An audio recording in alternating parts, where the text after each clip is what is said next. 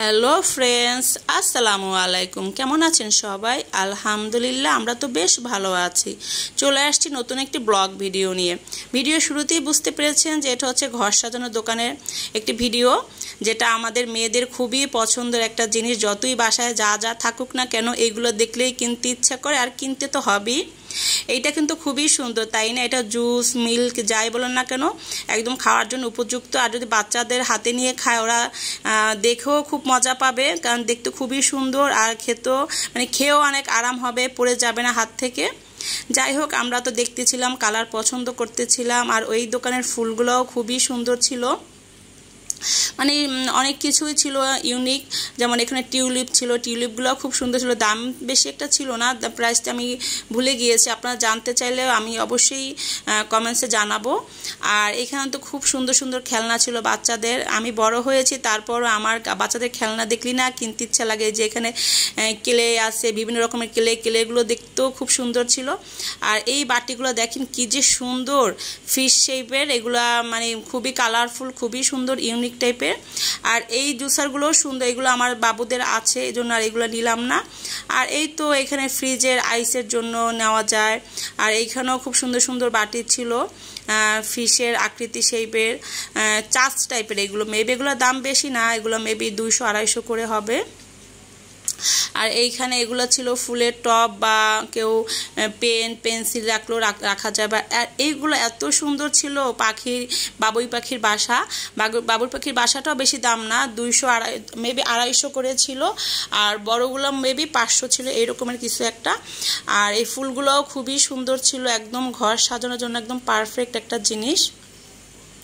এই যে দেখেন কি যে সুন্দর, এগুলো ছোট ছোট টব যদি ড্রয়িং রুমে বা রান্নাঘরে রাখা যায় তাহলে কিন্তু খুবই ভালো হয়। এই তো আমরা এই দোকান থেকে কেনাকাটা শেষ করে পাশের একটা দোকানে গেলাম। এইটা হচ্ছে 99-এর দোকান। আমরা তো অনেকেই 99-এর দোকান চিনে থাকি। এখানেও মাঝে মাঝে কিন্তু অনেক সুন্দর সুন্দর জিনিস পাওয়া যায়। এই যে মগগুলা, এগুলো কিন্তু 100 টাকা করে। তারপরে যে বিভিন্ন ফুল টুল।